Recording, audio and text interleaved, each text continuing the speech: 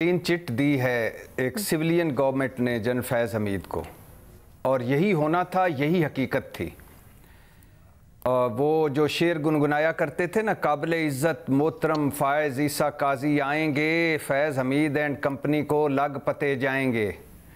अब इंक्वायरी आ गई है, इंक्वायरी हो गई है, रिपोर्ट आ गई है।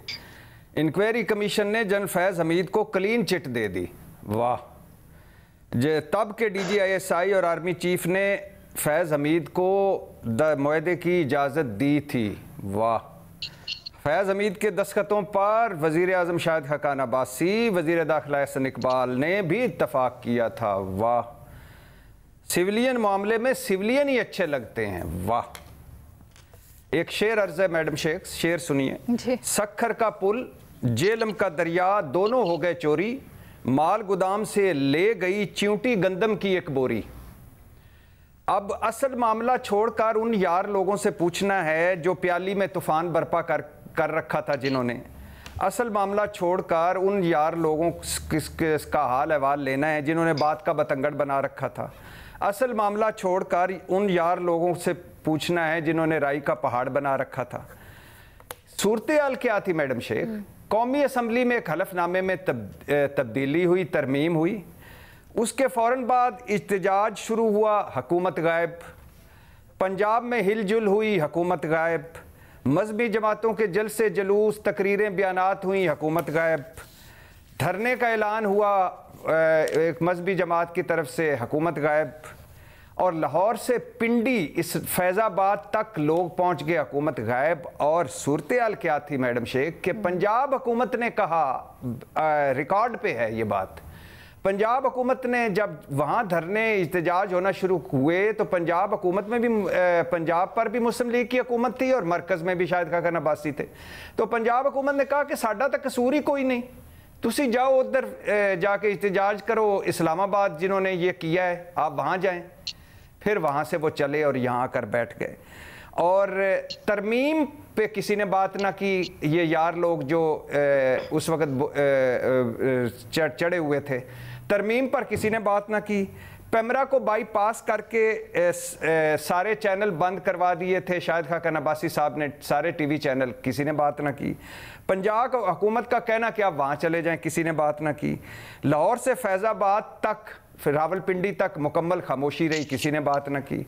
और फिर उसके बाद हुआ ये कि ये सारी सिविलियन गवर्नमेंट भागी भागी पहुंची आर्मी चीफ के पास। आधे आप पारा पहुंचे, आधे आर्मी चीफ के पास पहुंचे, लुटे गए, उजड़ गए, मारे गए। हमारी मदद करें, वो हमारी गारंटी नहीं मांगते, हम पर एतबार नहीं कर रहे, आप इसमें शामिल हों।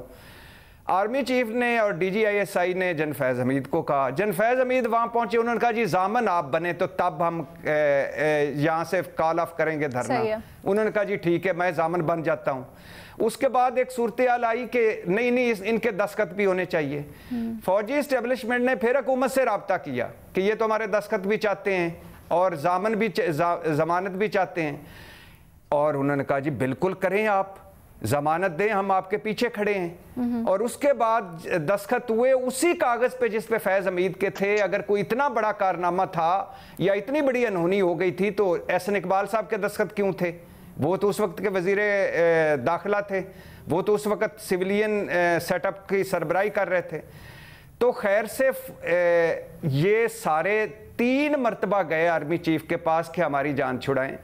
लेकिन चूंकि उस वक्त चला हुआ था, हाय फैज़ हमीद के मुआहदे पर दस्तखत आ गए। अगला एहसन इकबाल के भूल गए कि साथ कोई आधी इंच के बाद उनके दस्तखत हैं।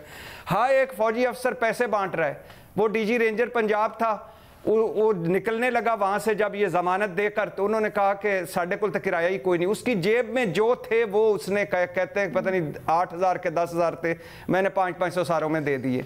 अच्छा, फिर उसके बाद इस धरने के पीछे इस्टेब्लिशमेंट थी, फौज उस वक्त इस्टेब्लिशमेंट के पीछे थी, मदद मांग रही थी, फौज उस वक्त तारीफ़ें कर रही थी, फौज उस वक्त की हुकूमत के बयानात देखें, वो फौज को सलूट ठोक रही थी कि बड़ी मेहरबानी, आपने मेहरबानी हम पे की और इस धरने को कॉल ऑफ किया। अच्छा, ठीक है। तो यही होना था, यही हकीकत थी। लेकिन बस हमारे यहाँ है और ऐसे ही है और चलेगा। अब आ गए हैं फ़ायज़ ईसा काजी साहब, हो गया मामला सेटल। अब हुण पूछना था ਹੁਣ ਆਰਾਮ ਜੇ, ਹੁਣ ਠੰਡ ਪੈ ਗਈ ਜੇ।